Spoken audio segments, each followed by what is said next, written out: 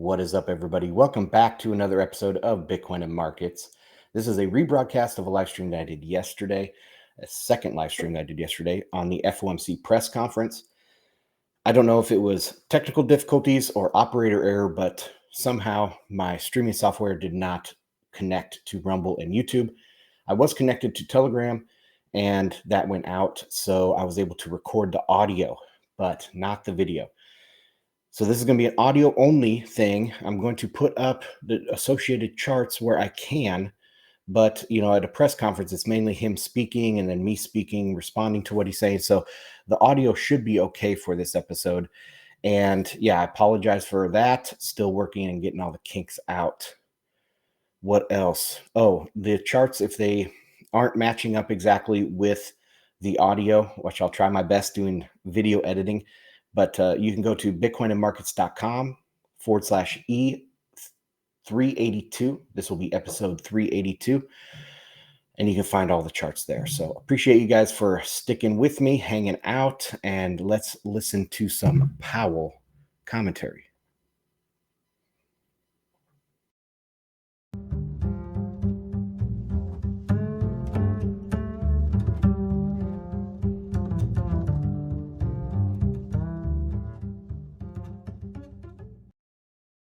Today, we're going to be listening to the press conference that's already over. The market seemed to like it, but I did not have time to respond to it live, so I'm going to be doing that now. I have not listened to anything. Actually, I take that back. I did listen to one small clip that was about the CBDC question that he was asked. But other than that, I haven't seen anything.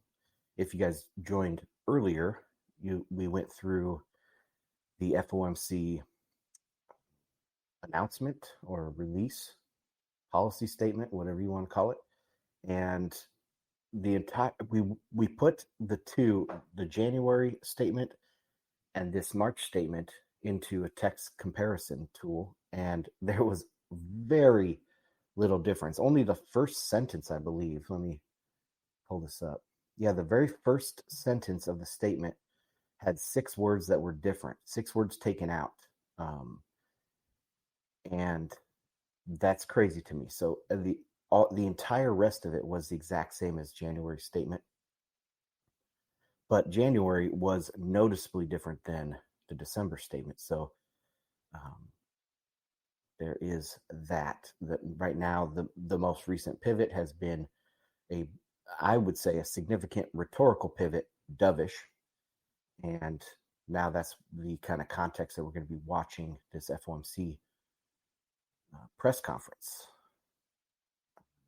Okay, what else? Not much else in the news here today. Of course, FOMC took over. There was some stuff about Ethereum that I did post in the Telegram as well. Ethereum is being looked at as a security now by the SEC.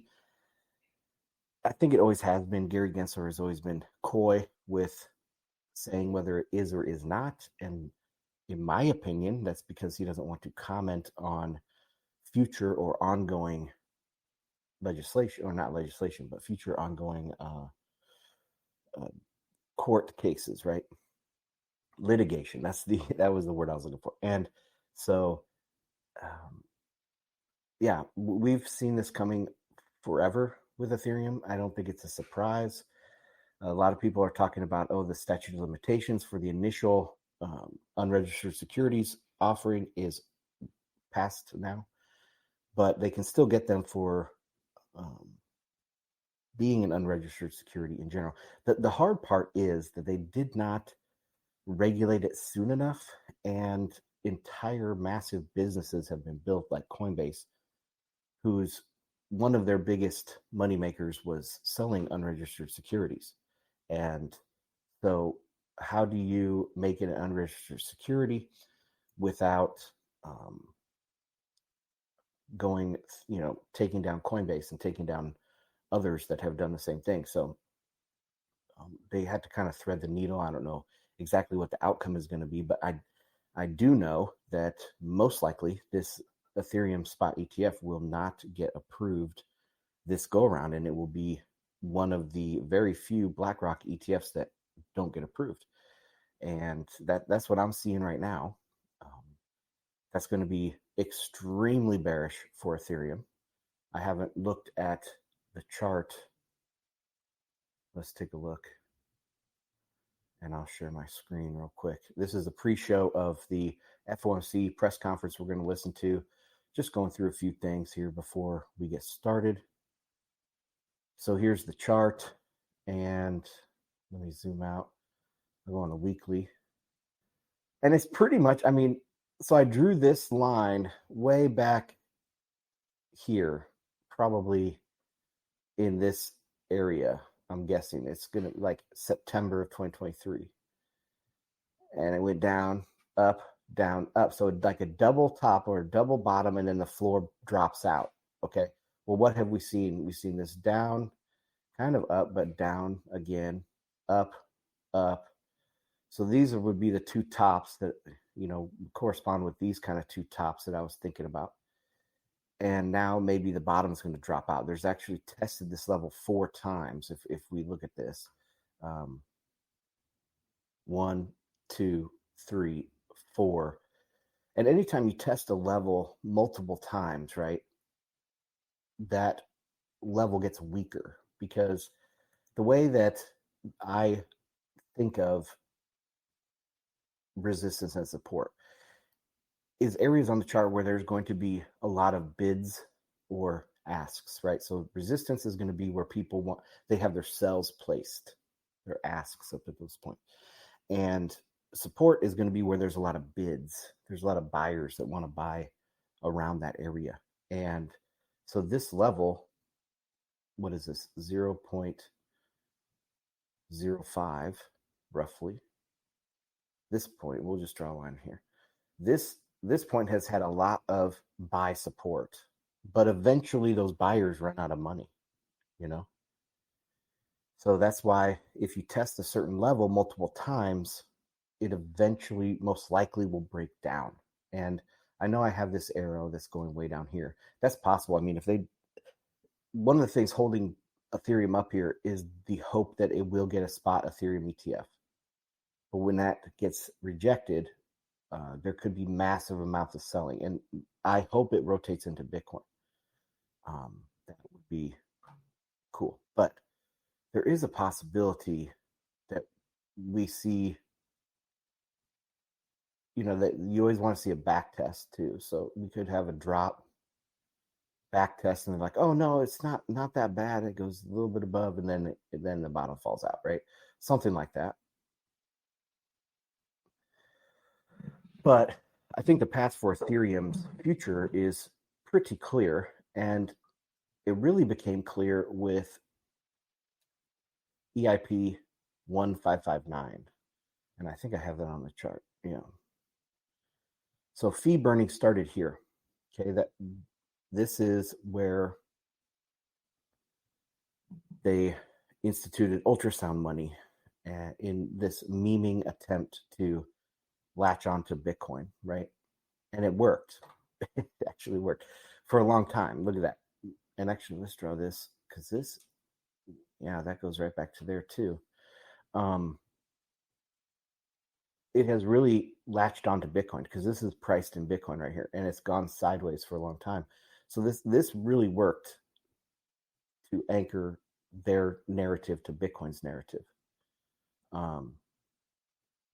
But ever since then, that's been the beginning of the end for Ethereum, because they relied on inflationary money, inflation as stimulus for their Ponzi, and for the Ponzi's that were built on top of Ponzi's. I've said it, and many people have said that Ethereum was a Ponzi of Ponzi's.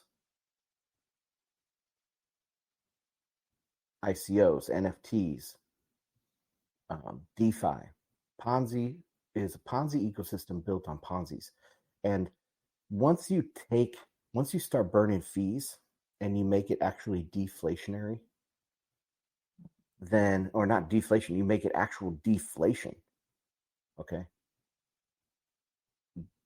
you start losing the blood out of the Ponzi. And so that was the beginning of the end for Ethereum, in my opinion. But we'll see if this arrow continues to be pretty close to accurate.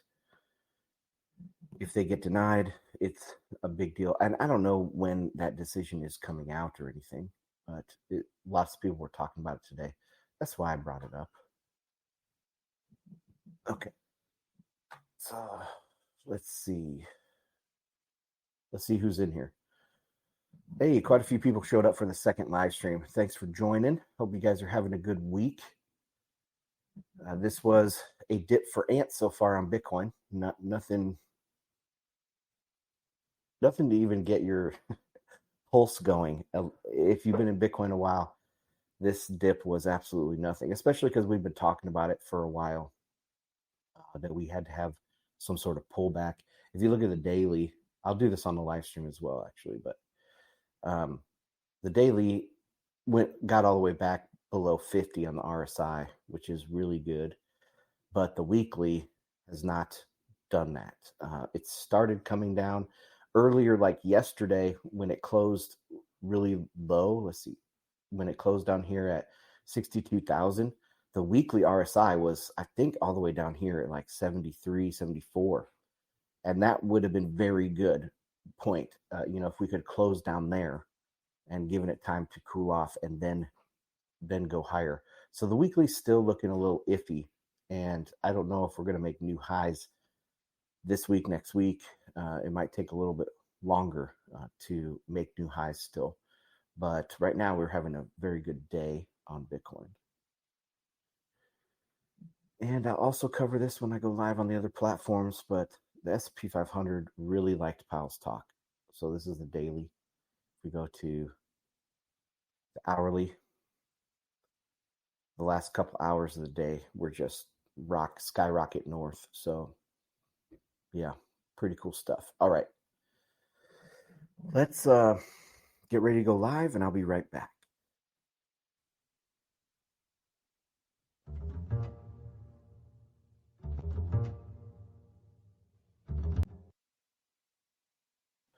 Sorry, Telegram. I was muted. I'm back.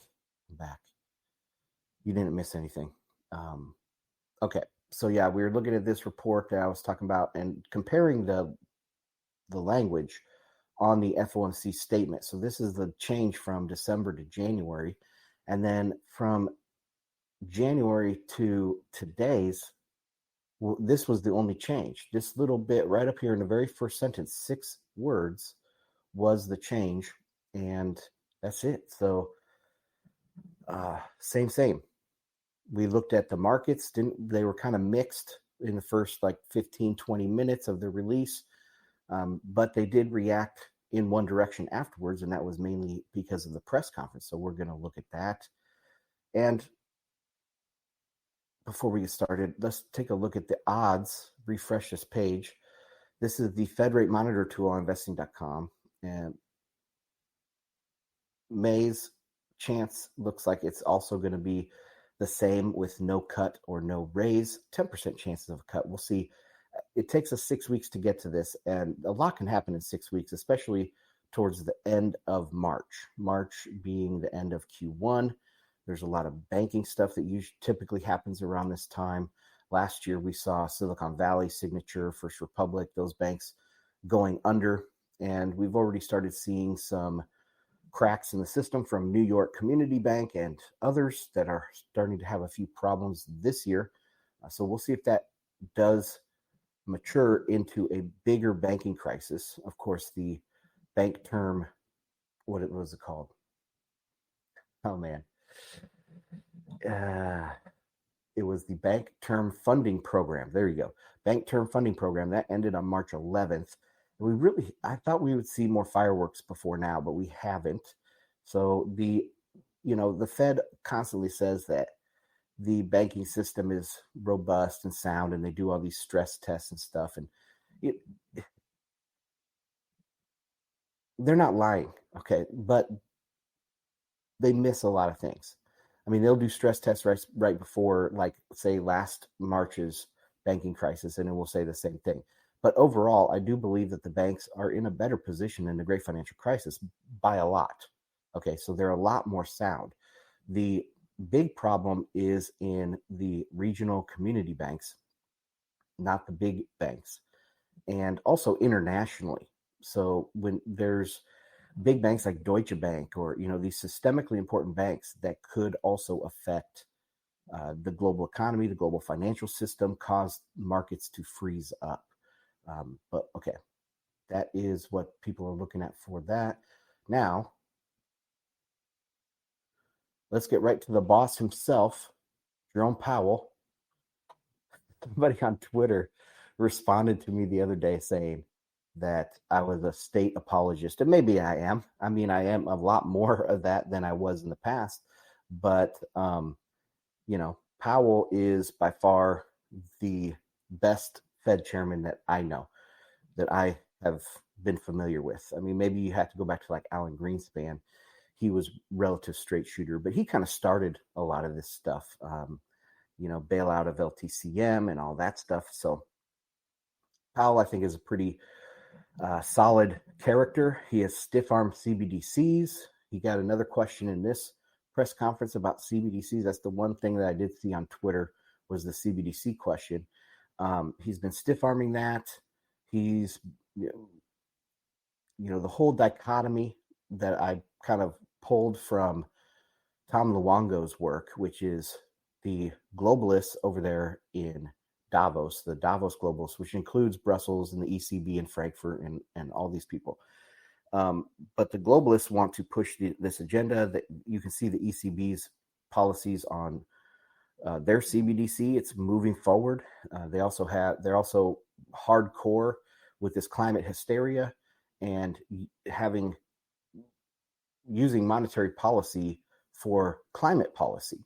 And Powell has not only stiff-armed CBDCs, but he's stiff-armed that climate policy as well. So there's this growing sides here. There is the Wall Street side, which Powell was a lawyer on Wall Street. That's where he came from. That's his pedigree. And they installed him as chairman. And yes, he has to get nominated by the president and confirmed by the Senate. But he was picked by Wall Street. Wall Street pretty much owns the Federal Reserve. There are anonymous private shareholders, but we all kind of know that it's the big banks on Wall Street. And so they picked Powell. Powell has now in his second term there as chairman. I don't think there's any term limit, so he could continue on for a third term if he wanted to. But yeah, that's the kind of backdrop to all of these FOMC meetings. And if you're joining me and you're relatively new to my content, I watch most of these things. So every time Powell does a press conference, every time there's a CPI drop that I'm not out of town for, I will live stream those types of things. What else? Do I do any other live reactions and things? Not off the top of my head, but yeah, I follow all this stuff. And so I've been watching him for a very long period of time and commenting live on his press conferences for a very long period of time. So it's most people that have, I think, opinions on this type of stuff, they don't actually watch it, or they just watch one a year or something like that. But if you watch multiple of these, you start learning their mannerisms. You learn the people asking questions as well. Like, what do you expect from the people asking questions and stuff like that. So that's what you get here on the show. So yeah, let's jump into it.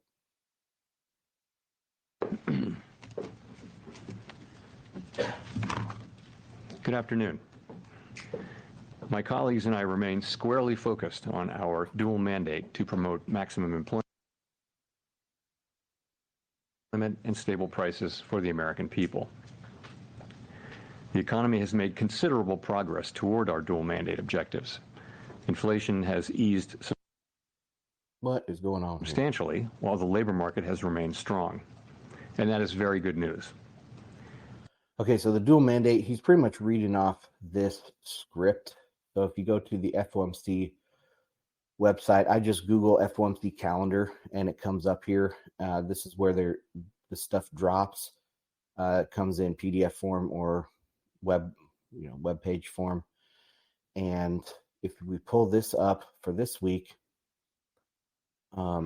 he's talking about their dual mandate, and that is stable prices, so inflation, and unemployment.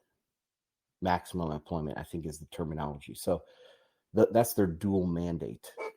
And when he talks here about balance, we went over this earlier too. When he talks about balance, unemployment was very low, but inflation, quote unquote inflation, CPI, PCE, was very high. So they put more effort into pushing that down, right? Raising rates very rapidly, not being concerned so much about if they did cause the unemployment rate to go up, they would then address that as well. But they were addressing the CPI. Okay. Now that the CPI is coming down to a level that they are comfortable with bringing balance to their efforts here. They want to try to avoid recession while at the same time keeping inflation under control. So that's kind of what they're talking about here. All right, let me go back to this. Oh, I did want to point out one more thing, that this little asterisk here means they released a new round of dot plots and stuff. He will cover that in this press conference, I'm sure, and we will take a closer look at that. But inflation is still too high. Ongoing progress in bringing it down is not assured, and the path forward is uncertain. We are fully committed to returning inflation to our 2% goal. Restoring price stability is essential to achieve a sustainably strong labor market that benefits all. Today, the FOMC decided to leave our policy interest rate unchanged and to continue to reduce our securities holdings. Our restrictive stance of monetary policy has been putting downward pressure on economic activity and inflation. As labor market tightness has eased and progress on inflation has continued, the risks to achieving our employment and inflation goals are moving into better balance. I will have more to say about monetary policy after briefly reviewing economic developments. So about this balance and all this stuff, okay? So I don't believe that they mechanically do anything. I mean, just look at their statement, okay? Their statement this month or this meeting did not change. Like the last 4 paragraphs were the exact same word for word. And so it's like, okay, they're supposed to be quantitatively targeting this, like quantitative tightening, quantitative easing.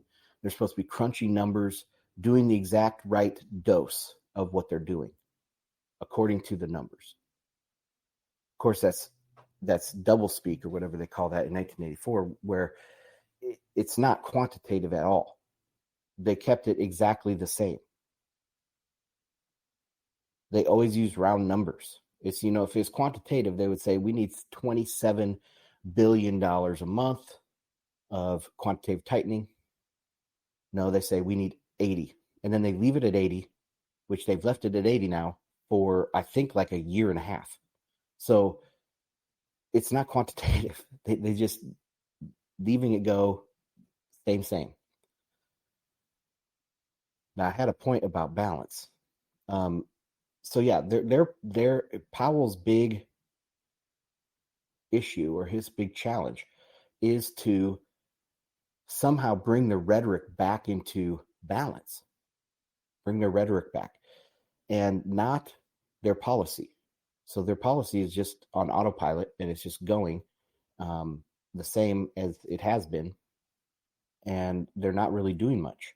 So how are they bringing it back into balance? They're not.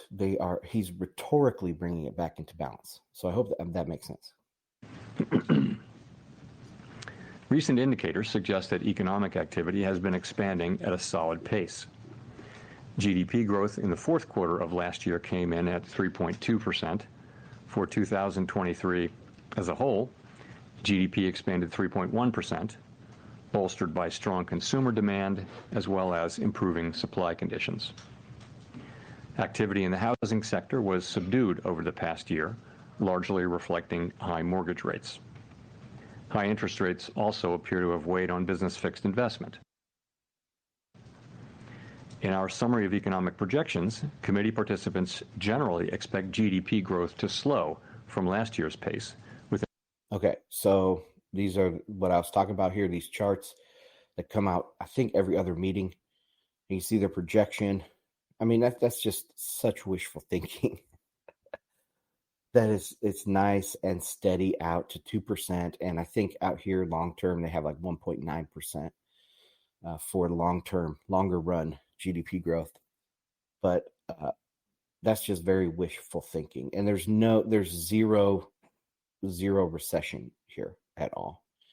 People are going to look back at this one and, obviously the last one and the next one, they're going to be like, where's the recession? Because we're probably going to get a recession. And like I said earlier, Germany, Japan, China, all in recession. U.S. is not going to be skipped in that. We're going to be dragged down into recession as well. But this is not showing any sort of recession. So, yeah. The median projection of 2.1% this year and 2% over the next 2 years. Participants generally revised up their growth projections since December, reflecting the strength of incoming data, including data on labor supply. The labor market remains relatively tight, but supply and demand conditions continue to come into better balance. Over the past 3 months, payroll job gains averaged 265,000 jobs per month. The unemployment rate has edged up but remains low at 3.9%. Strong job creation has been accompanied by an increase in the supply of workers, reflecting increases in participation among individuals aged 25 to 54 years, and a continued strong pace of immigration. Nominal wage growth has been easing, and job vacancies have declined.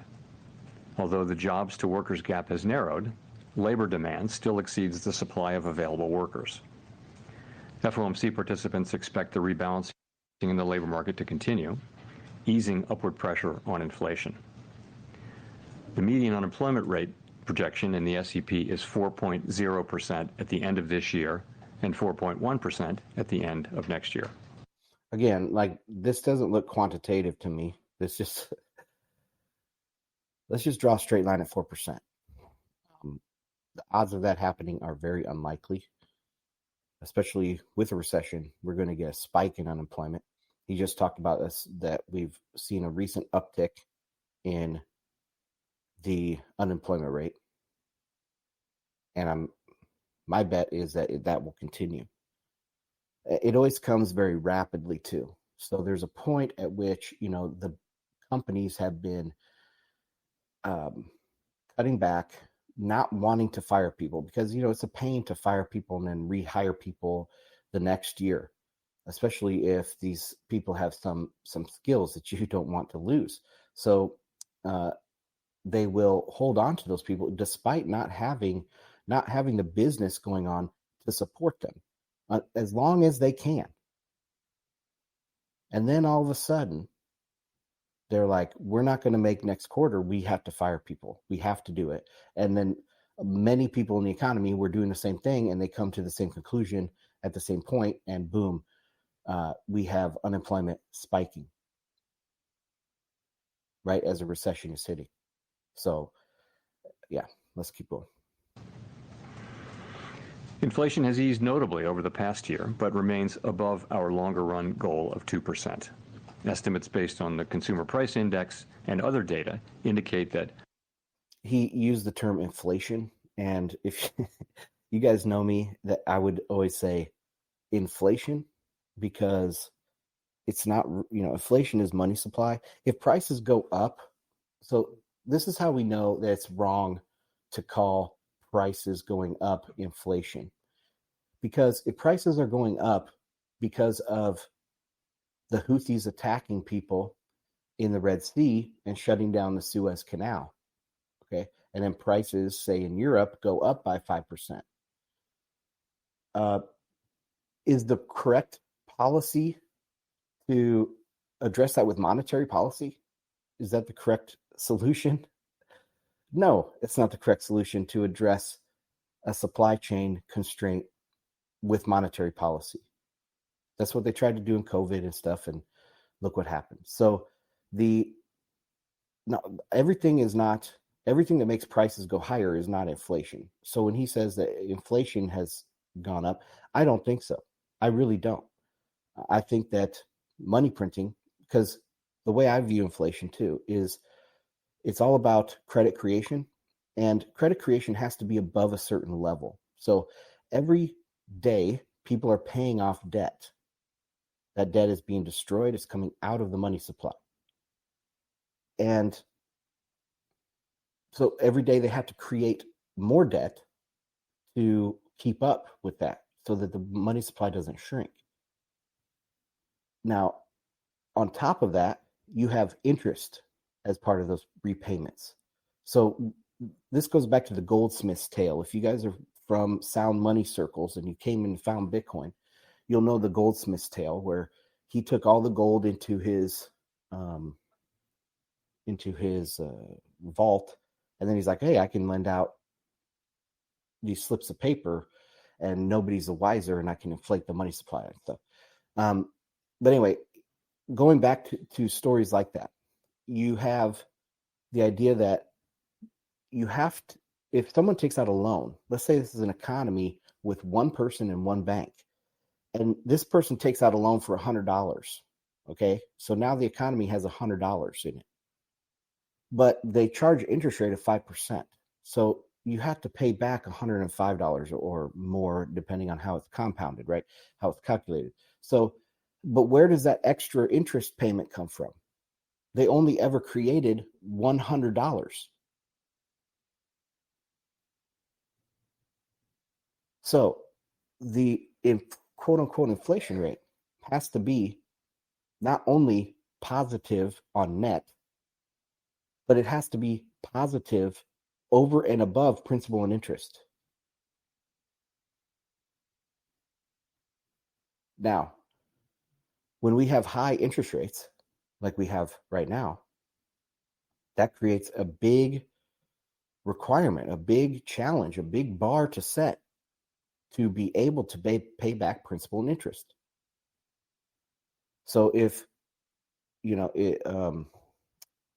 inflation, if the interest rates are running at 5% and you take out a loan, that's a lot harder to, like, there has to be more net credit creation to service the 5% than if rates were at 1% or 2%. You wouldn't have to have as much net credit creation. So where does that net credit creation come from? It comes from the private sector booming. The private sector has to be booming in order to have enough net credit creation to pay back principal and interest. All right, so that was a rant there, but he was talking about calling inflation, CPI, as inflation, and I always use the quote unquote inflation because it's not. It's not money supply. CPI does not measure the money supply. If they wanted to, why don't they just count the money supply? That doesn't. Why do we use the CPI if we're trying to measure inflation? We should just count the money supply. That's what they did, right? That's what the central banks did forever, up until, like, I don't know, when did they start targeting? I think until Greenspan, they were still targeting like M2 and M3 and stuff. And now they just don't do that. They don't count the money supply anymore. That's not even a consideration to them. It's all of these metrics that are just floating in the wind. There's no grounding to them. And the reason why they can't count money supply anymore is because they don't know what money is. Is money base money? Is it reserves held at the Fed? Is it M2? Is it M3? Is it M10, N15? Is it shadow banking balances? What is money supply? They don't know. They can't measure it. So they have to use things like CPI or PCE now because they can't measure it. They have to try to measure it indirectly, and that's a big problem. Okay, let's get back to Powell. total PCE prices rose 2.5% over the 12 months ending in February, and that excluding the volatile food and energy categories, core PCE prices rose 2.8%. Longer-term inflation expectations appear to remain well anchored, as reflected in a broad range of surveys of households, businesses, and forecasters, as well as from measures from financial markets. The median projection in the SEP for total PCE inflation falls to 2.4% this year, 2.2% next year, and 2% in 2026. Once again, that was a nice, soft landing. Oh, that's a beautiful thing. You know, the airline pilots nowadays would be jealous of this landing. But there's one thing that, let's take a look at this. I haven't looked at it in a while. I'm going to go to Fred, and we'll do the 5-year break even. Oh, why did that come up? Hold on a second. Fred, 5-year break even. And I'll share this tab. All right. So the 5-year break even is the rate represents a measure of expected inflation derived from the 5-year Treasury constant maturity and the 5-year TIPS. That's the inflation adjusted security. So this is the market determination of inflation or price increases, I guess, inflation. But let's zoom out all the way back here. And I want to point out a couple things. So right here before we were in recession in the great financial crisis, and this was ticking higher. And then it collapsed. Okay. Same kind of in COVID, went up, then down. All right. And now a lot of people were saying, oh, well, it's going up here. That means that inflation is going to continue. We're not going into recession. The economy's taking off. Well, it could just be one of these. Boom, down. Oh, it looks like it's breaking out right here in July of 2008. Boom, it crashes. So, yeah, they are well anchored 100%. I mean, this era is very similar to pre-GFC at these levels, you know. Okay, let's go back to Powell. 4% this year, 2.2% next year, and 2% in 2026. The Fed's monetary policy actions are guided by our mandate to promote maximum employment and stable prices for the American people. My colleagues and I are acutely aware that high inflation imposes significant hardship as it erodes purchasing power, especially for those least able to meet the higher costs of essentials like food, housing, and transportation. We are strongly committed to returning inflation to our 2% objective. The committee decided at today's meeting to maintain the target range for the federal funds rate at 5.25% to 5.5%, and to continue the process of significantly reducing our securities holdings. As labor market tightness has eased and progress on inflation has continued, the risks to achieving our employment and inflation goals are coming into better balance. We believe that our policy rate is likely at its peak for this tightening cycle, and that, if the economy evolves broadly as expected, it will likely be appropriate to begin dialing back policy restraint at some point this year. The economic outlook is uncertain, however, and we remain highly attentive to inflation risks. So why would they need to pull back their policy rate if there's no recession, right? Well, because they're trying not to go into recession. So they think that, oh, we're going to need to dial that back, especially too if the inflation, quote unquote inflation rate, goes down, then the gap between the real rates and the Fed funds is going to increase, which they think is tightening. And so they don't want to tighten anymore. They're going to follow the CPI lower, or the PCE in this case. They're going to follow the PCE lower to maintain that spread, right? And so that's what he's talking about here. He also said there's likely a cut happening in 2024. Maybe that's what the market's picked up on. I think he said very, very similar things in the last press conference. Being at the height of this hiking cycle, he said that as well. I believe he's, again, said that back in January's press conference. So nothing new as far as I can tell at this point. We are prepared to maintain the current target range for the federal funds rate for longer, if appropriate. We know that reducing policy restraint too soon or too much could result in a reversal of the progress we have seen on inflation and ultimately require even tighter policy to get inflation back to 2%. At the same time, reducing policy restraint too late or too little could unduly weaken economic activity and employment.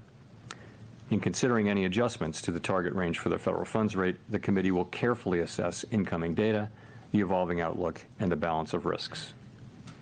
The committee does not. So all of that incoming data and balance of risks and all of that, because they say they're data driven, all of that led to a FOMC statement that was exactly the same as last month.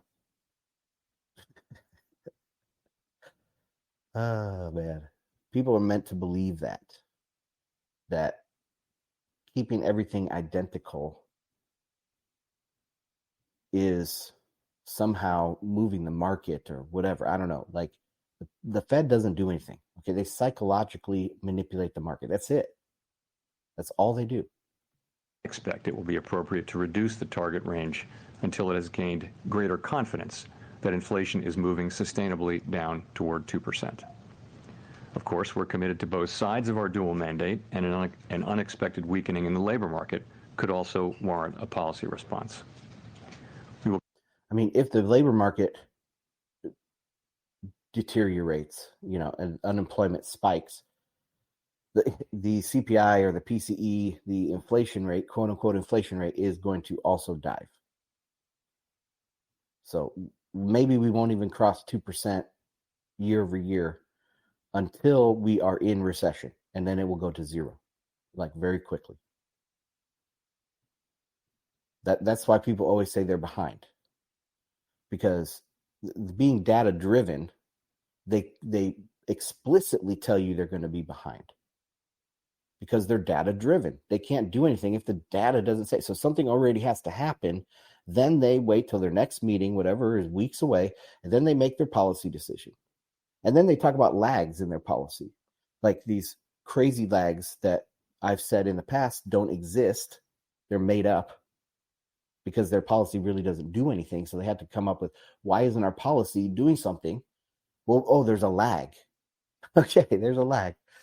That explains everything. So that's why the way that they have structured this type of meeting schedule and being data driven and all of that has pigeonholed them into always being late, no matter what, even if they did something mechanically, which they don't.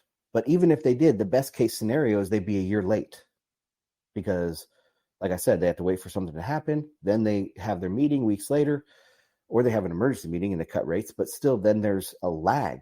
And they say that there's this lag for that they don't know how long, 12 months, 24 months. Okay. So that's why they're always behind.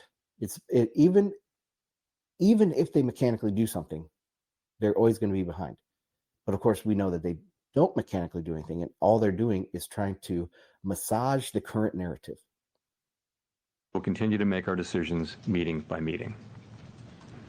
In our SEP, FOMC participants wrote down their individual assessments of an appropriate path for the federal funds rate based on what each participant judges to be the most likely scenario going forward. Okay, so for you guys new to these press conferences and stuff, this is their dot plot. And I believe, well, let me pull up. If you're on their calendar, you can go to the projection materials right here. That's their SEP. Let's click into it. And then we'll zoom in. This is their summary of economic projections. We go to this table. Fed funds rate for the end of the year is 4.6. That's the median estimate. So what are we at now? 5.2. So that's over half. That's 3 rate cuts. Is my math right on that? That's 3 25 basis point cuts. Of course, they could do a 50 basis point cut or something like that, but so that's significant. That's a lot going into the rest of this year, because let's count how many meetings they have left. They have 1, 2, 3, 4, 5, 6 meetings left, and 3 of them will be cuts. Interesting. All right, going back to this SEP. So let's go back here. That's just GDP, unemployment, PCE, core PCE, and their Fed funds rate getting down to 3.1 by 2026. That's not going to happen. Let's go to, that's GDP. Here's their dot plot. So 4.6 is this kind of bar here, the median. And it's going down. Look at some crazy lunatic thinks it's going to be at the same level that it is right now at the end of 2025. Oh, they have a job at the Federal Reserve. This dot has a job at the Federal Reserve. Maybe they didn't fill out their card right. I don't know, but this guy or gal has a job at the Federal Reserve, and they're still up here. Oh my God, it's nuts. Okay, so that's where you find that. Let's go back to the press conference. If the economy evolves as projected, the median participant projects that the We're not even at the questions yet, guys. appropriate level of the federal funds rate will be 4.6% at the end of this year, 3.9% at the end of 2025, and 3.1% at the end of 2026. Still above the median. Hey, Powell, who's this dude up here? Who's the dude that doesn't think there's going to be any cuts through next year? Just tell us who it is. Come on, man. Rat him out. Longer-term funds rate. These projections are not a committee decision or plan. If the economy does not evolve as projected, the path for policy will adjust as appropriate to foster our maximum employment and price stability goals. Turning to our balance sheet, our securities holdings have declined by nearly $1.5 trillion since the committee began reducing our portfolio. At this meeting, we discussed issues related to slowing the pace of decline in our securities holdings. While we did not make any decisions today on this, the general sense of the committee is that it will be appropriate to slow the pace of runoff fairly soon, consistent with the plans we previously issued. The decision to... Okay, so that's kind of big. They're going to slow their QT, which is a dovish pivot. I mean, if you think about their policy, right, they have rates and they have QE and QT. QT is supposed to be tightening, obviously. It's in the name, quantitative tightening. And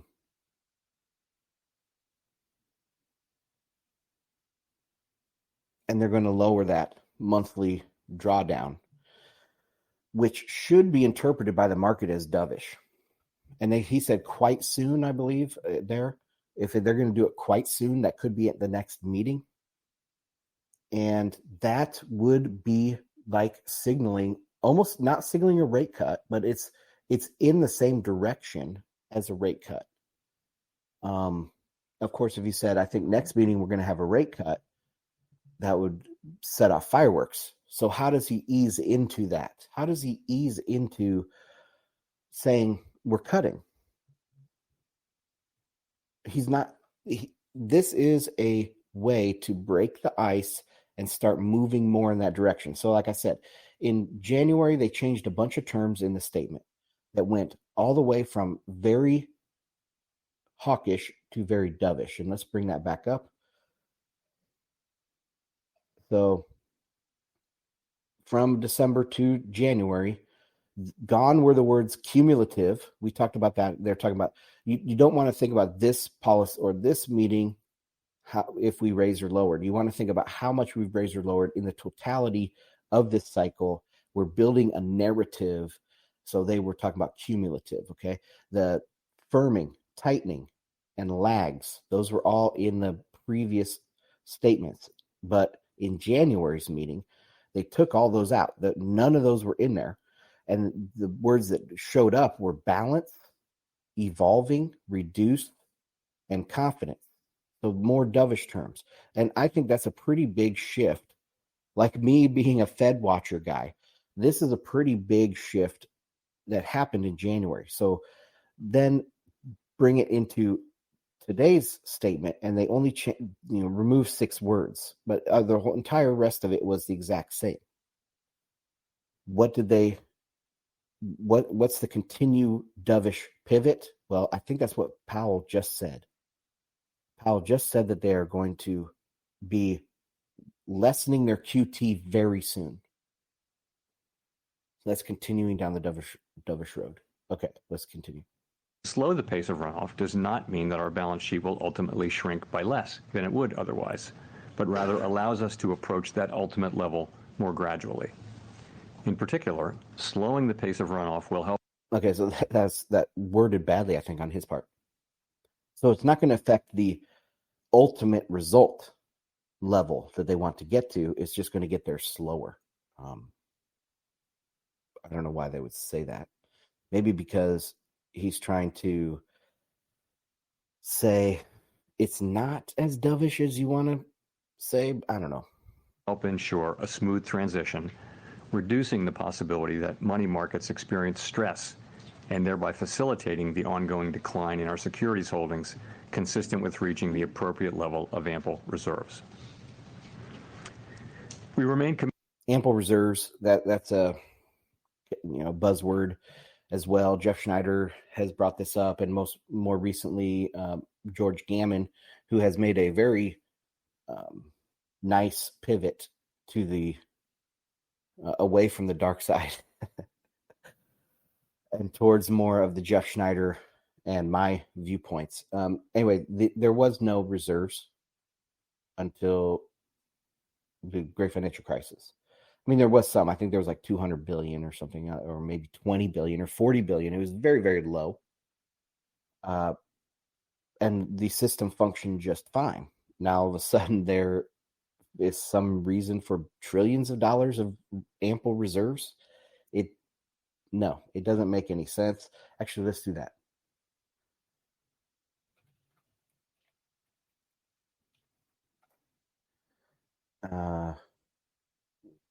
Is this one? Yeah, share. Okay, so what's this in?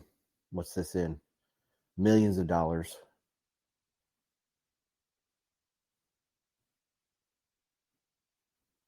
So, oh man, is that $1 trillion? But there's very low amounts of reserves, and the banking system was just fine. Okay, that was ample. All of a sudden in the GFC, no, ample reserves actually continued to climb.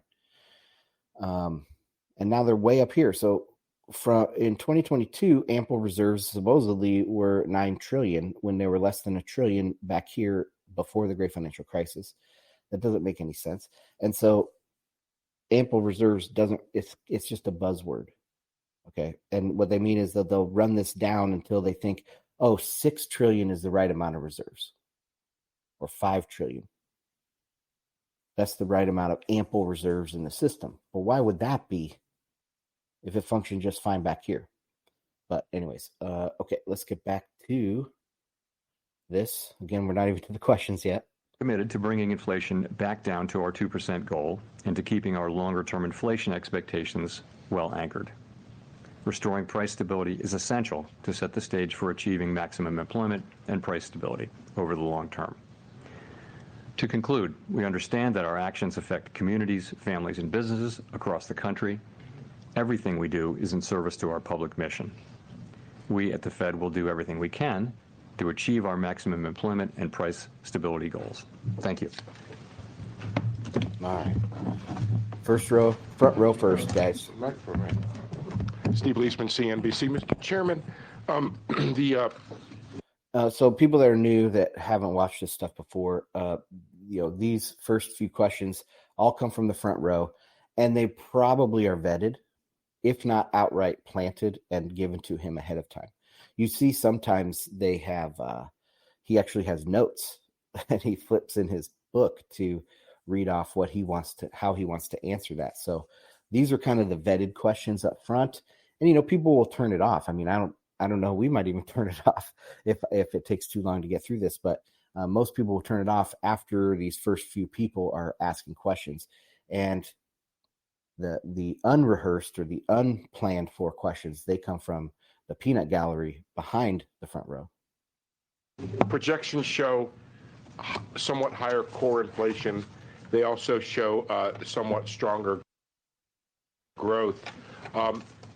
What should we infer from this notion that on average rates were kept the same this year, but inflation is higher and growth is higher? Does it mean more tolerance for higher inflation? And okay, before I'll rewind it a little bit to get his whole question, but so inflation rose a little bit, right, month over month or whatever the case is. It was trending down, then it kind of bumped up. Yes, quote unquote inflation is CPI, and growth had bumped up. All right, that's what he's saying. And what have I said forever? Growth and inflation are the same thing in this system. In a credit-based system, growth and inflation are the same thing. If you see growth not going up with inflation, then something is very wrong. But that is almost an identity in this credit-based system that we have today. Okay, let me just go back and make sure I get his whole question. I don't want to skip out on him. what should we infer from this notion that on average rates were kept the same this year, but inflation is higher and growth is higher? Does it mean more tolerance for higher inflation and less of a willingness to slow the economy to achieve that target? Well, it doesn't. No, it doesn't mean that. What it means is that we've seen incoming, as I pointed out in my opening remarks, we did mark up our growth forecast, and so have many other forecasters. So the economy is performing well. And the inflation data came in a little bit higher as a separate matter, and I think that caused people to write up their inflation. It's not a separate matter. Nonetheless, we continue to make good progress on bringing inflation down, and so. When you just to follow up, when you say that you're willing to either maintain the rate for longer, what is the tolerance of the Federal Reserve for inflation coming in above its 2% target? So we're strongly committed to bringing inflation down to 2% over time. That is our goal, and we will achieve that goal. Markets believe we will achieve that goal, and they should believe that, because that's what will happen over time. But we stress over time, and so I think we're making projections that do show that happening, and we're committed to that outcome, and we will bring it about. Very weak answer. Oh my God, was that weak, Powell? Jay Powell, you're letting me down here, man. That was a horrible answer. Now, listen to this again. I'm going to play this answer again with thinking that they don't do anything. All they do is signal. Notice that at the very end, he leaves off, or he says all this stuff, we're projecting this, all of our projections show this, and we will do it. Like, the action is kind of an afterthought. Everything is about priming your mind to think they're going to do it. Anyway, listen to this one more time. Horrible answer, Jay Powell. You let me down, man. Okay, where are we going? Right here? 2% target. So we're strongly committed to bringing inflation down to 2% over time. That is our goal, and we will achieve that goal. Markets believe we will achieve that goal, and they should believe that, because that's what will happen over time. But we stress over time, and so markets should believe that's what we're going to do over time. They should believe, because that's what we're going to do. Like, that is so weak. That wouldn't make me convinced. thinking that he knows what he's doing. All right, let's continue.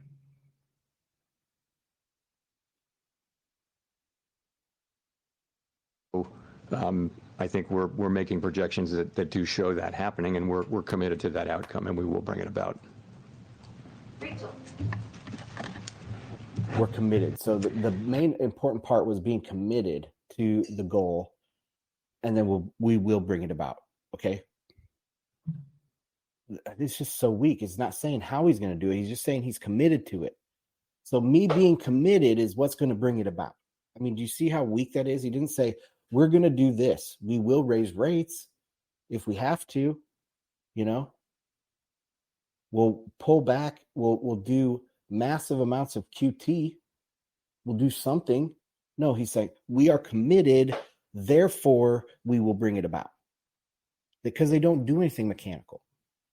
Hi, Chair Powell, Rachel Siegel from the Washington Post. Thanks for taking our questions. Siegel's You and up, others baby. have been saying that relief on housing inflation is coming, but it still hasn't shown up meaningfully in the CPI or the PCE. Does that challenge your assumption about when the shift will finally break through, since it hasn't at that point? So I think there's some confidence that the market rents, lower market rent increases that we're seeing will show up in measures of housing services inflation over time. There's a little bit of uncertainty about when that will happen, but there's real confidence that they will show up eventually over time. But again, uncertainty about the exact timing of that. And will you be able to get overall inflation down to target if housing doesn't break through quickly, and does that affect the timing for eventual cuts this year? We will get aggregate inflation down to 2% over time. We will.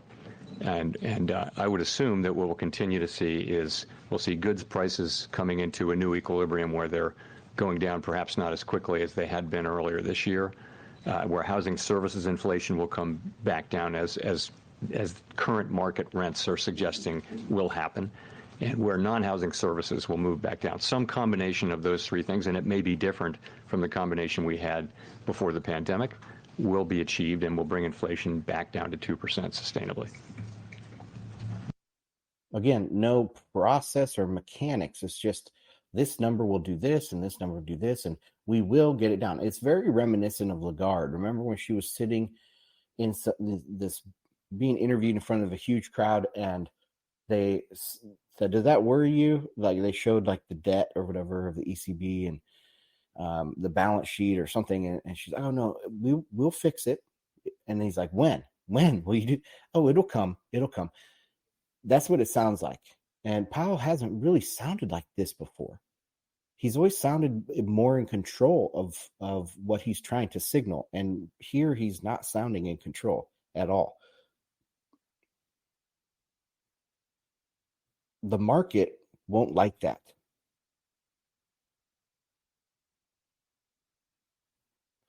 I'm thinking of what, because that will lose confidence. The market will lose confidence in the Fed. And what will loss of confidence do? It'll probably be bearish, or at least along the path towards recession, you know. And so rates, the 10-year probably came down today. I haven't looked at the chart yet. Well, we're going to do that here in a minute. I bet the 10-year came down. I did see that stocks went up, but stocks will go up in a pre-recession period, like I've been saying for the last 6 months. So, yeah, I'm just trying to think through this weakness of his answers and the shallowness or the emptiness of his answers are going to cause a confidence problem in the Fed. And that's going to move us towards recession. So not this GDP growth, not this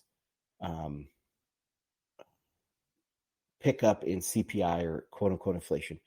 That's not going to continue. We're going to slide into recession. Now, this is a psychological effect on the market. It's nothing mechanical, right? But in a credit-based system like we have today that is so fragile, confidence does matter, okay? And so those are my thoughts on that.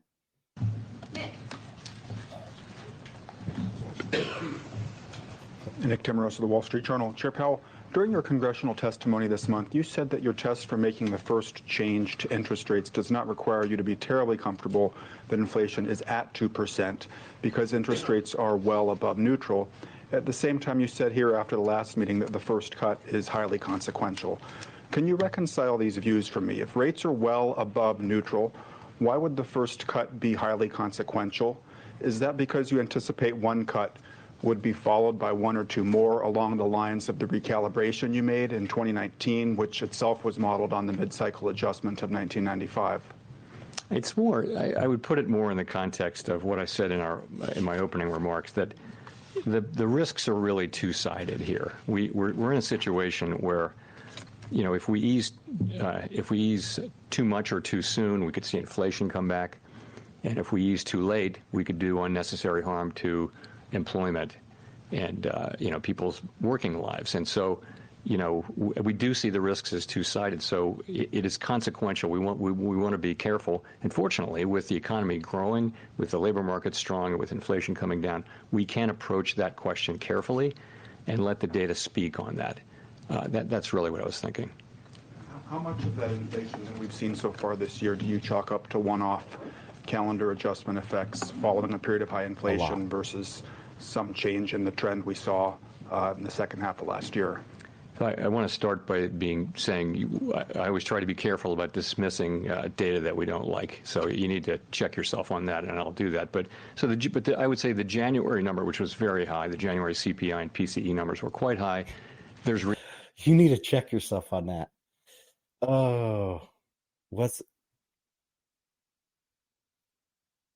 he wasn't saying that to Nick. He was saying that up to himself, that he needs to check himself, that he doesn't dismiss data that he doesn't like. But that's oh man, I'm picturing the sunglasses coming down and the cigar getting put in his mouth. Da da da da da. It's the motherfucking, that's funny, dude. Reason to think that there could be seasonal effects there. But nonetheless, we don't want to be completely dismissive of it. The February number was higher than expectations, but we have it at currently well below 30 basis points core PCE, which is not terribly high. So it's not like the January number. But I take the two of them together, and I think they haven't really changed the overall story, which is that of inflation moving down gradually on a sometimes bumpy road toward 2%. I don't think that story has changed. I also don't think that those readings added to anyone's confidence that we're moving closer to that point. But we didn't. Last thing I'll say is we didn't excessively celebrate the good inflation readings we got in the last 7 months of last year. We didn't take too much signal out of that. What you heard us saying was that we needed to see more, that we could, we wanted to be careful about that decision. And we're not going to overreact as well to these 2 months of data, nor are we going to ignore them. Okay, that's interesting. So the question originally was about Nick Timros he put emphasis on the point that first cut is critical, is crucial. So how do they do that? How do they build towards that? That's what I was talking about earlier with the QT thing that he said, that they're going to slow the rate of QT. That is a baby step into the first cut. Then he was talking about the neutral rate, and what he's meaning there is that there's like this idea in mainstream economics of a neutral rate, that you don't want rates at zero because that is seen as being too accommodative. So what's the neutral rate between being accommodative and restrictive? There has to be a point at which those two things meet. Then you're in balance. That's what they consider the neutral rate. It's a completely academic topic or concept. It's nothing in the real world that's neutral. But if the policy rate is above the neutral rate, so now we're starting to get into derivatives or thinking about extrapolating off of an idea, because a neutral rate is just an idea. But if the policy rate is above the neutral rate, that should bring CPI down because it should have a restrictive policy, a restrictive effect on the economy. This is what they think here. And so policy rates above neutral, it's in restrictive territory. It should bring CPI down.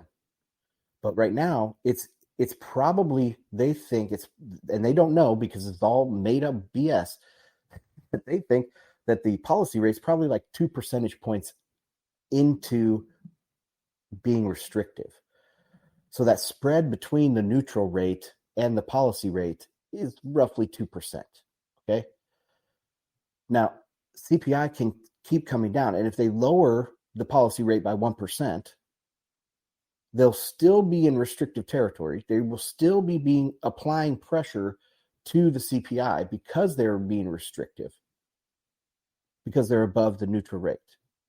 So they go down to 4% from 5% and still be above the neutral rate, still be restrictive, and still be pushing pressure on the CPI. But they get the added benefit to bring balance back to their policy and affect the unemployment rate and protect the economy somehow by lowering their policy rate. So that's what they're thinking here. But it's all an extrapolation off of a neutral rate that doesn't exist. I mean, I remember, learning about how the government works and getting taught by my dad about libertarianism and Ron Paul and limited government and all this stuff. And there's a concept out there that it's really good when there's deadlock, when things are 50-50 and they can't get anything passed, because at least they're not passing spending bills and new taxes and all of this other stuff, right? So deadlock is good. No motion is good. So right now the Fed is in, they're still, there's no motion going on. So that's, I guess, kind of a good thing. I forgot where I was going with that, but it's similar in my mind. Okay, let's continue. Why are these guys in the back rows raising their hand? Look at this guy is like, I feel silly raising my hand. I know they're going to call on Smiley or one of these other people up front first. That's funny. Yeah. Hi, yes, Chair Powell. Could you speak a little bit more about the timing? She hasn't been in the front row before that I've noticed. She must be new from Reuters. I wonder, who did she replace? Oh, she replaced that other guy that he's like an older guy with glasses, red-haired guy. Anyway. Is there enough data between now and, say, May to be able to get the kind of confidence that you say that you still need, or by June, is there enough data for you? Just give us a sense of your thinking there. Thank you. Yeah, so we make decisions meeting by meeting, and we didn't make any decisions about future meetings today. Those are going to depend on our ongoing assessment of the incoming. Well, what about the QT thing he just said? He thinks it will be happening soon. So that's kind of a determination about a future meeting. Data, the evolving outlook, and the balance of risk. So I really don't have anything for you on any specific meeting looking forward. But, just a question of, is there even enough data for you to be able to? We'll take,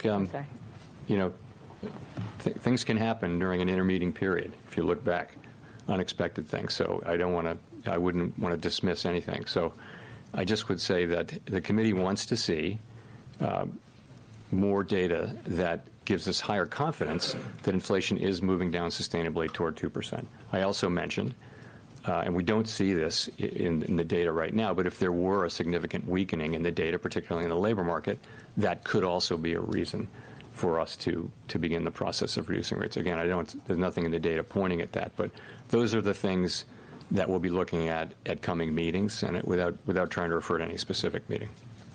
Okay, that was badly asked question. She's new on the front there, the front row. But it was kind of a good question. So she's asking about why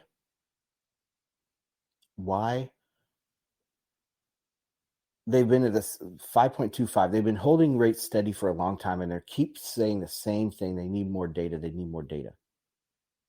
Well, what is 3 months enough for more data? You know, you had a year or however long they've been at 5.25%. You've had like 9 months, say, to collect all this data. Is another 3 months going to matter? Like, is that enough, do you think, to convince you of something? I mean, that's kind of a good question, because it puts him, it kind of exposes that they're waiting for all this data, but how much data do you need? I don't know. I thought it was kind of interesting question, even though she asked about it. Hi, Chris Rieger, Associated Press. Thank you. In the projections, there is an increase in the neutral rate, as you know, and higher rates, a quarter point higher rates projected in 2025, 2026. Can you speak about what might be behind that? Is there a real sense here that the economy has perhaps changed in some way, that higher rates will be needed in the future? Thank you. So you're right, they're pretty modest changes, but you're right, there was an uptick in the longer run rate, and also there's a 25 basis point increase in 25 and 26. In terms of are rates going to be higher in the longer run, if that's really your question, I don't think we know that. I think we think that rates were generally low during the pre-pandemic, post-global financial crisis era for reasons that are mostly, important, slow-moving, large things like demographics and productivity and that sort of thing, things that don't move quickly. But I don't think we know. I mean, my instinct would be that rates will not go back down to the very low levels that we saw, where all around the world there were long-run rates that were at or below zero in some cases. I don't see rates going back down to that level, but I think there's tremendous uncertainty around that. Great. And just a quick follow on the projections, you also have 2.6% core inflation for the end of this year. It's already at, or you mentioned it being 2.8 in February. I mean, that doesn't sound like much disinflation at all. So are you still confident? Or the last press conference, you sounded pretty optimistic you would get more confidence to the end of this year. Is it right to say that this suggests you're not seeing a lot of disinflation this year compared to what we've seen 2023 and so forth? I think that higher year-end number reflects the data we've seen so far this year, because you're now in this year. So I think that. Sorry, say your last part of your question again. Well, just are you still optimistic that you'll get the confidence you need this year? I think if you look at the SEP, what it says is that it is still likely in most people's view that we will achieve that confidence and that there will be rate cuts. But that's really going to depend on the incoming data. It is. The other thing is, in the second half of the year, you have some pretty low readings, so it might be harder to make progress as you move that 12-month window forward. Nonetheless, we're looking for data that confirm the kind of low readings that we had last year, and give us a higher degree of confidence that what we saw was really inflation moving sustainably down to 2%.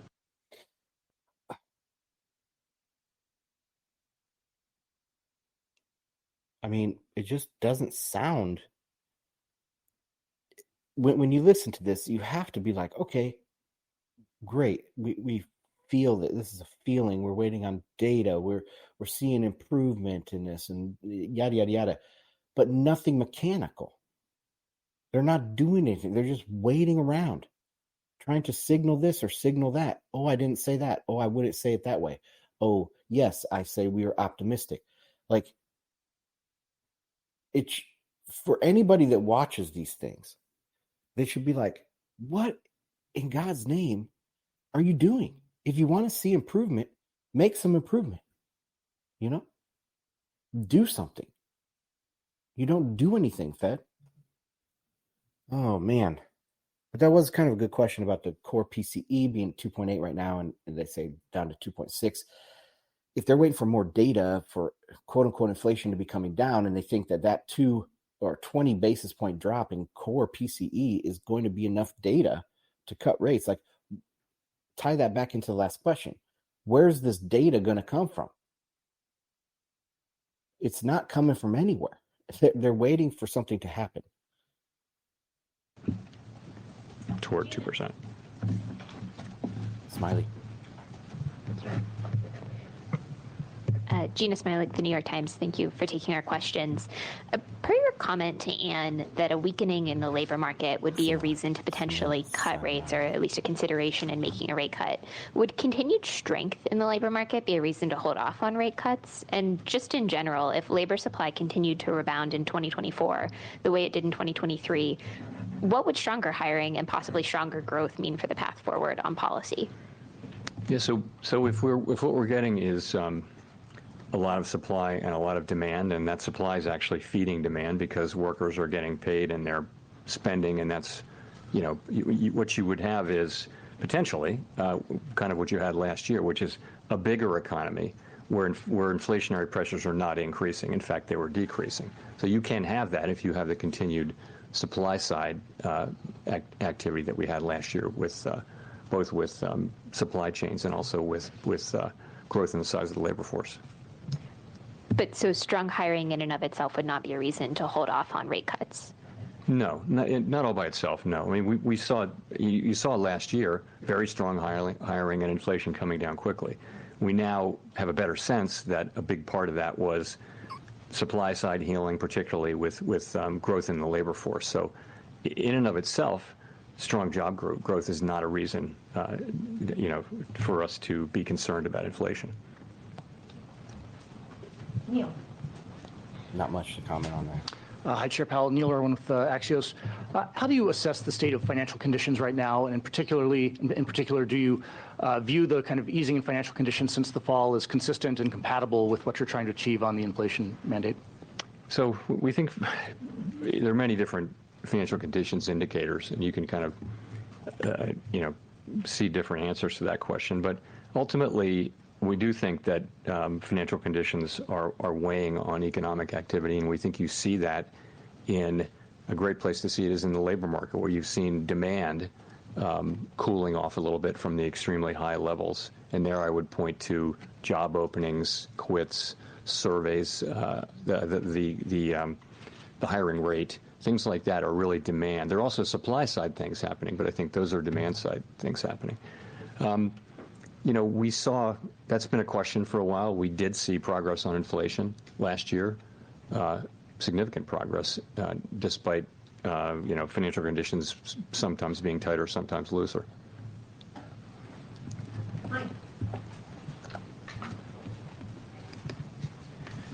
Michael McGee with Bloomberg Radio and Television. Can you give us more color on how the committee is thinking about inflation dynamics now?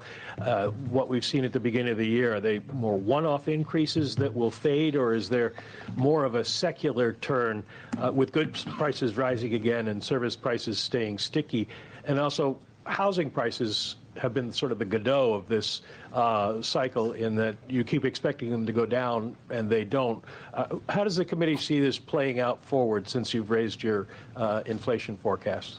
So I see the committees looking at the 2 months of data and asking the same question you're asking and saying we're just going to have to see what the data show.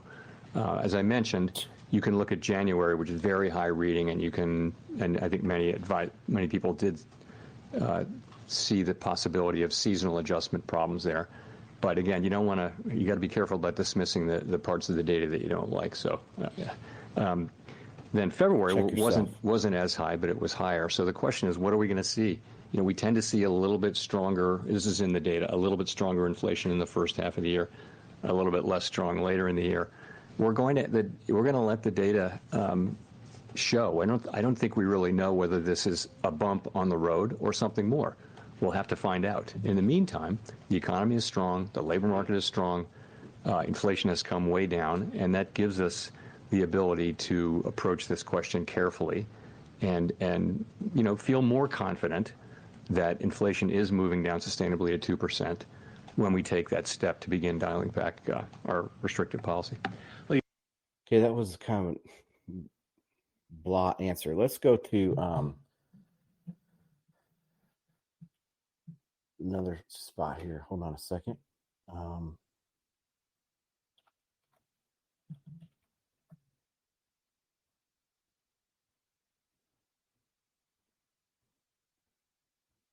I think this is the one that I talked about.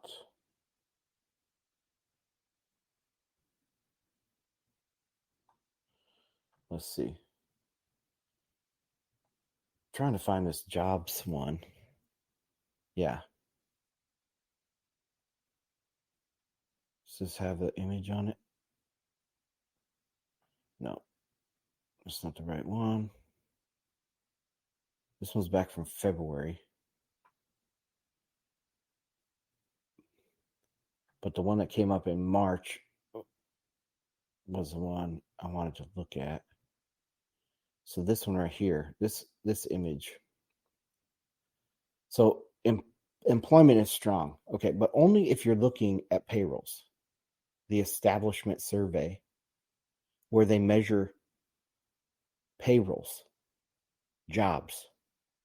When you're looking at household survey, when they look at people, it's not looking very good. Okay, there's a 9 million person gap here. So Powell's like, the labor market looks strong, et cetera, et cetera. But this is a huge issue. This is a huge, scary issue right here. Because this payrolls is people getting second jobs. And we know that.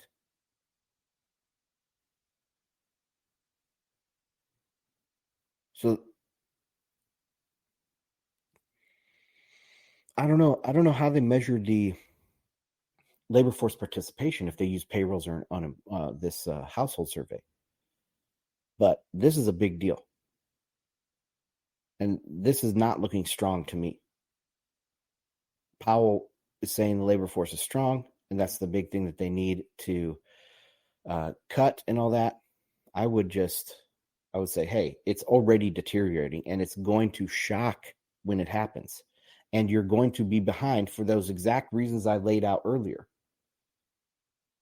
Because they're data driven, so automatically they're behind. Then they have to wait till their next meeting. Then they have the lags, supposed lags that don't really exist. So they're waiting for a shock. And they're trying to prepare the market for this turn. That's the reading I'm getting from this press conference. Is we are on the precipice of a pivot, a major pivot.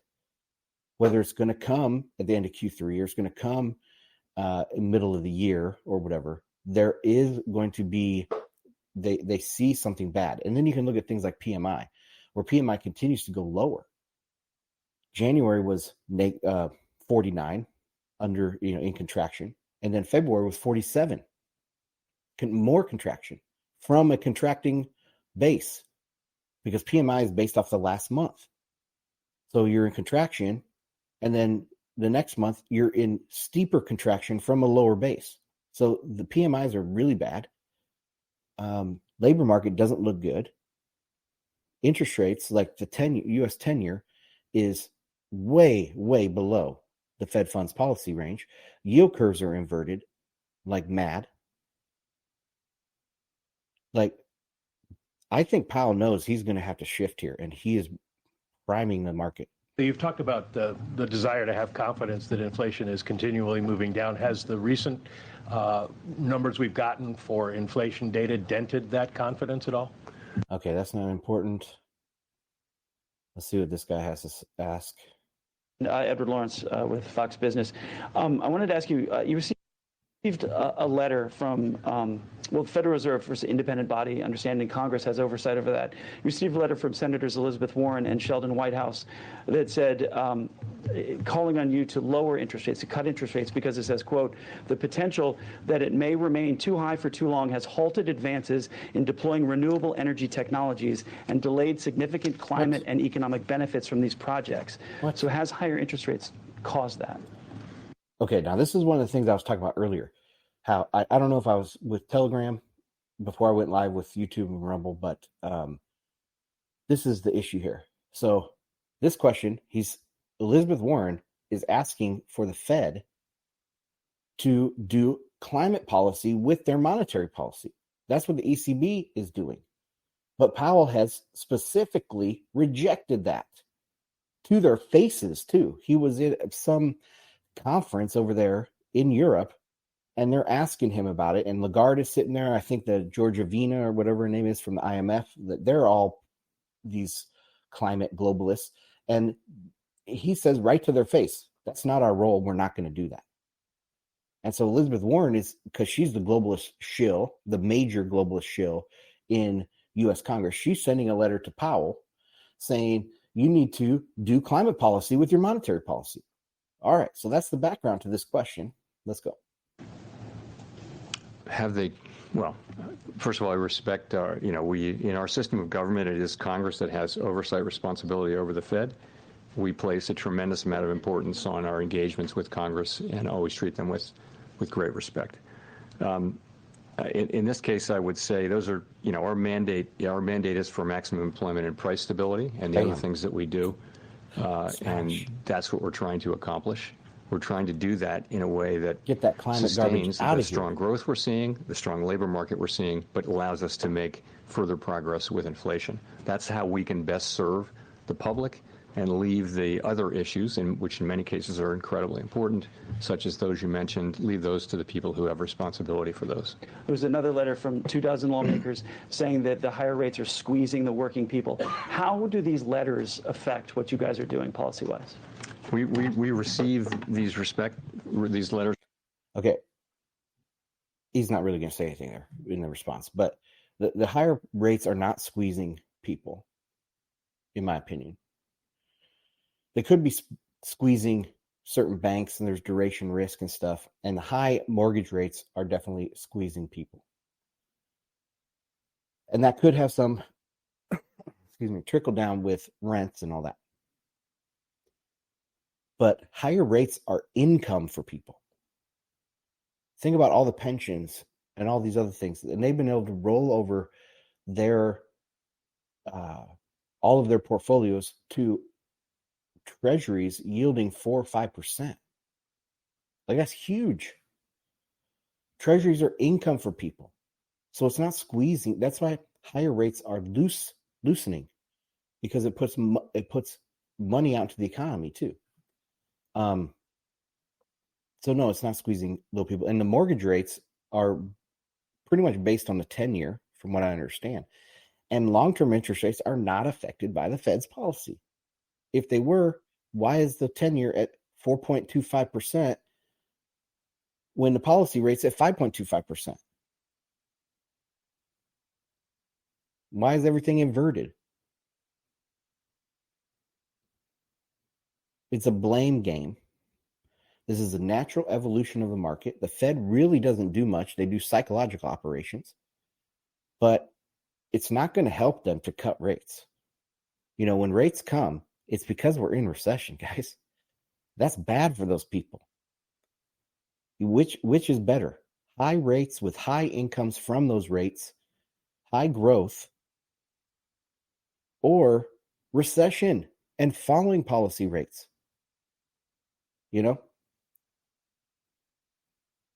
The amount of illiteracy out there for this type of stuff is amazing. I mean, it's close to 100%. It's like 99.9% of people don't understand what's going on here. And that leaves room for psychopaths like Elizabeth Warren and other people to spin their tales, spin their myths and their legends of what's going on here, and blaming the Federal Reserve. I mean, they're not guiltless. Powell could come out and say, guys, we don't really do anything. We want you to believe the economy's good and that we got everything under control. But, it's our job, our performance is reliant on how much you believe me. And they could say that, and they don't, so they're liars. But they aren't really doing anything. All right. With respect, and we write careful responses and address concerns. We listen. again, because we're talking to the people who in our system of government have oversight over our activity. Would you want to see unanimity on the committee or something close to it, meaning no more than one dissent before you begin cutting rates? Thank you. No more than one dissent, because that person that works at the Federal Reserve has their dot way up high. We're a very consensus-oriented organization, and we do try to achieve consensus and ideally unanimity. People do dissent. It's something that happens. Life goes on, and it's not a problem. We've always had dissents. And so you respect thoughtful dissents very much. It's like you may not agree with some arguments, but you really want to understand them. So you may read a book that takes a position that you have long opposed, just to understand that book. So I treat dissents with real respect as well. Simon, what would you say? Simon Urbanovich with The Economist. Can you hear me? Yes. Okay, great. Obviously, inflation is some ways away from target. Unemployment, though, if you look at the projection for the full year, 4.0%. In February, we were already at 3.9%, so quite close to the median projection. Are you concerned at all that, notwithstanding the very strong jobs growth, that in fact there may be some cracks appearing in the employment market? You talked about a significant deterioration in the labor market being a condition for easing rates. What would constitute that in your books? Thank you. So we, of course, monitor it's one of our two goal variables. We all monitor the labor market very, very carefully, and I don't see those cracks today. And we follow all the possible stories that are out there about there being cracks. But the overall picture really is strong labor market. The extreme imbalances that we saw in the early parts of the pandemic recovery have mostly been resolved. You're seeing high. A great follow-up to this would be about that household versus establishment survey.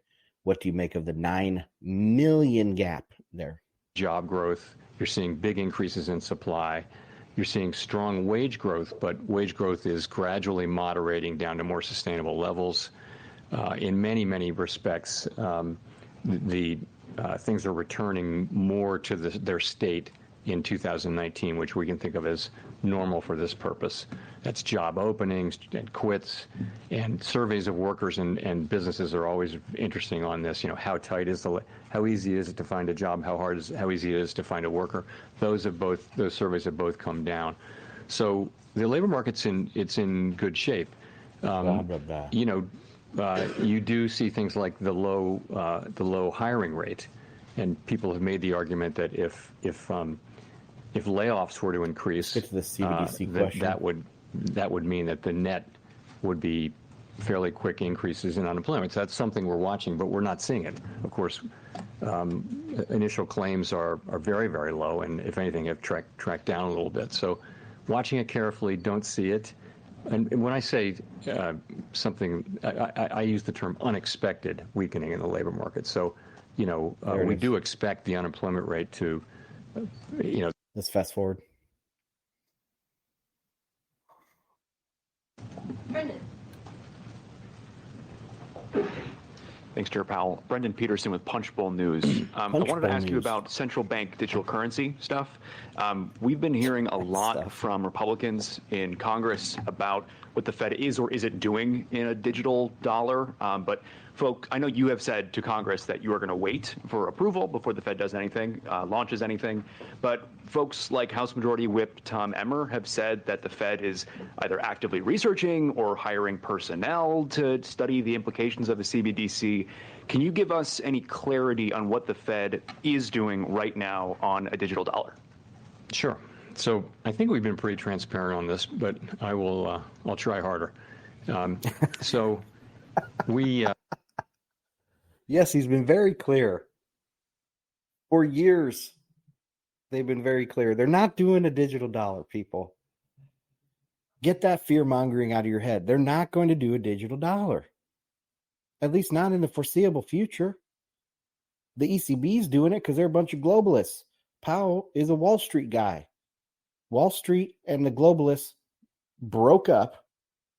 Their multi-decade romance broke up during COVID because Wall Street said, "Oh my God, they're going for the Thanos glove or whatever. They're going for power and they're going to take us down."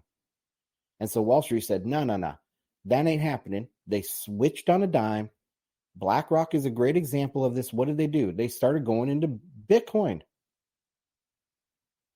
They're stiff-arming CBDCs, the globalist plan. It's not going to happen. Powell's been very clear about this. And he says, I think I've been clear, but I'll try to do better. We are not getting ready to, we haven't proposed, we haven't come to a conclusion that we should propose or anything like that, that Congress consider legislation to authorize a digital dollar. And it would take legislation by Congress signed by the president to give us the ability to do what we think of as a CBDC, which is really a retail CBDC with the public of it. So they have to. Oh, that's a bad. We're just a long way from that. Man, what did I do? I made a big image. Anyway, so not only would it take an act of Congress, but it would also take willingness from the Fed, because the Fed is semi-independent. They would have to totally update the whole Federal Reserve Act, and right in there that they must create a CBDC.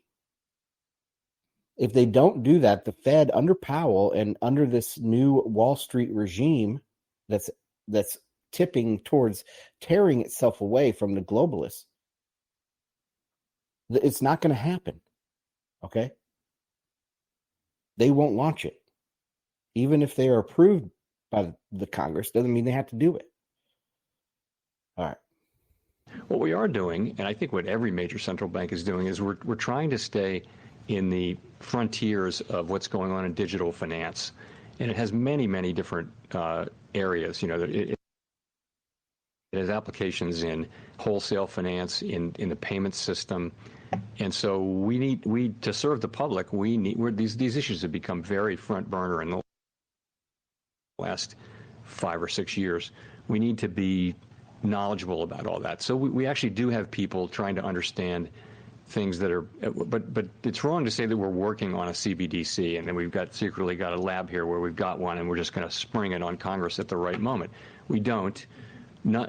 I haven't at all in my own mind made a decision that I think this is something the U.S. should be doing. I just think it's something we need to understand, and we do have people who are keeping up with that as part of the broader payments landscape. That's how I would characterize it.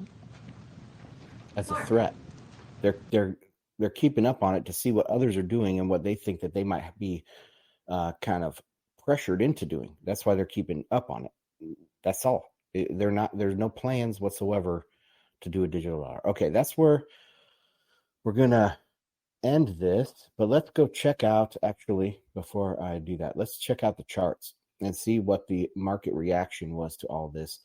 S&P 500 went insane the last 2 hours of the day. Let's go down to the hourly, and you can see this last 2 hours, new all-time high, going up. My arrow here that I've been showing for a while it's just continuing on this path, pre-recession trade.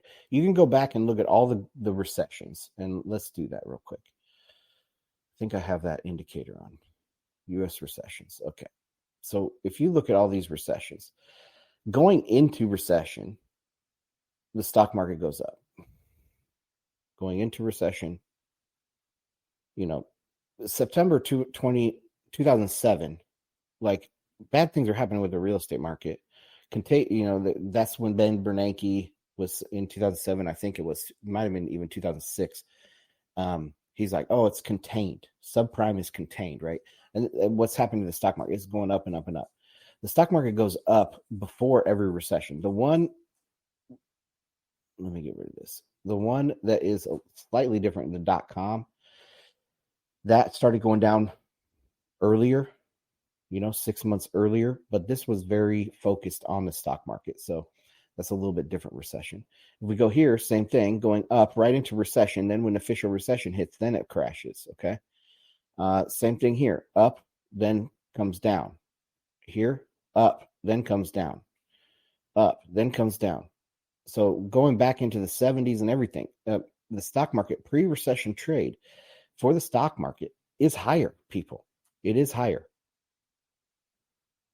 And I had I made a funny, guys. Let's go to, this is my Bitcoin Magazine Pro chart. If it can load here. We're on S&P 500. It's going to take a little while to load. Get rid of this. Okay. Where is all of my drawings at? Dudes, is it on this? There we go. So this is S&P 500 futures. And pretty much this is just a trend line since we broke the 50-day moving average. And all along here, people are saying, oh, it's only the Magnificent Seven. Great Depression crash coming with this crash. Oh, the dollar is dying as it's going on here. America's time is over. Most narrow rally ever. Bubble is popping. It's over. Manipulation. Bubble in tech. Dollar is dying. Mother of all crashes is here. And it keeps going up. And this is my response is just in a pre-recession period, stocks will rally. And that's what we're living through right now for the stock market. Okay. So the stock market liked what went on with Powell. They probably bit on that QT thing. Oil, no. Let's go to the US 10-year. And I want to go back to my charts. Sorry. Let me go back into here. It's S&P 500 again, but let's go to this one. US 10-year. Let's go down to the hourly, see what happened. Darth Maul candle there. Rally, dip, come back to neutral. But overall, there wasn't much change from this FOMC meeting. But we can see that we are way far down from the highs. There is some talk about, something to say about higher lows here. Still haven't had a higher high at this point on this one.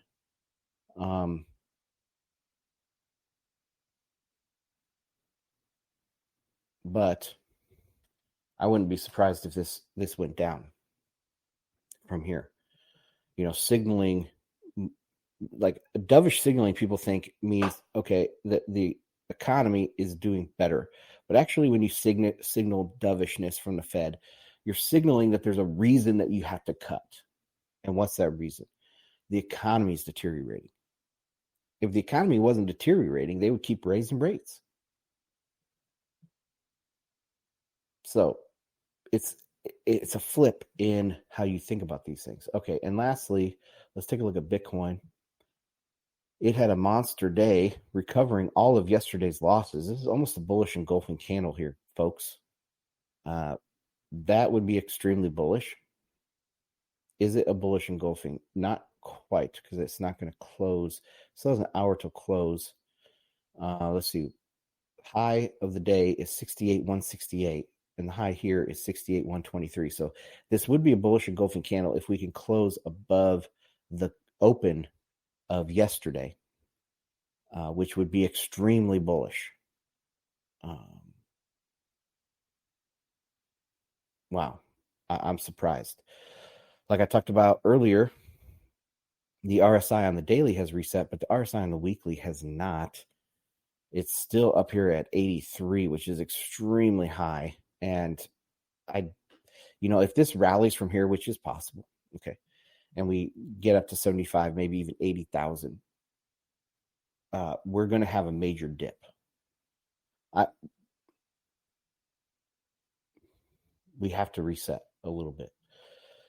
This can't rally forever, and I don't like this right now.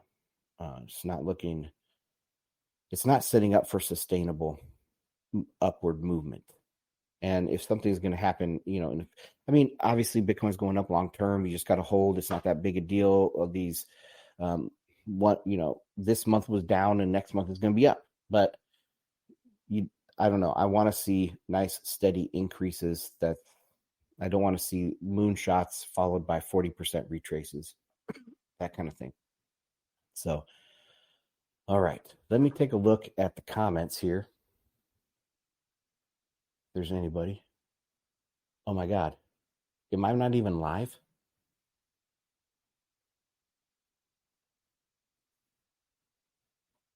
Guys.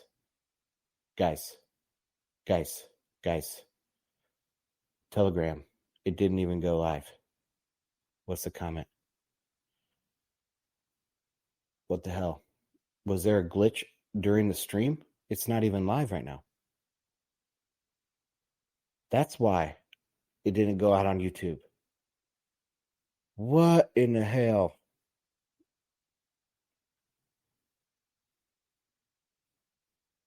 Oh man, that's not cool. But I did record this, so I should be able to. Dan P, you have your hand raised. You're probably telling me this a long time ago. Dan, you can unmute yourself. Come on, man. Oh, I'm just saying I can hear it. I'm on Telegram though. Yeah, but you can see on the screen the little go live button is not live. There's no comments. It's not going out. And earlier I was trying to refresh the YouTube backend to update the thumbnail, and it never was working. So I thought that YouTube was messing with me. But apparently I didn't hit the damn go live button. Oh my God, guys.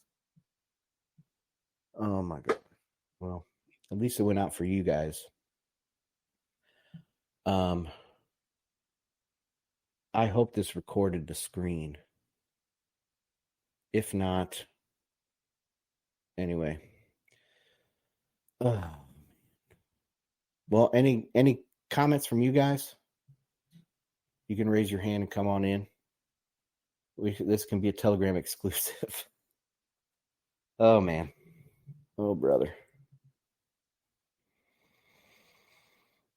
Pissed about that. All right, nothing. All right, guys. Well, that was my reaction to Powell and the FOMC. I'm going to try to salvage this somehow and put it out on YouTube and Rumble. But anyways, okay. Thanks for joining me, guys, and I'll see you guys later. Bye.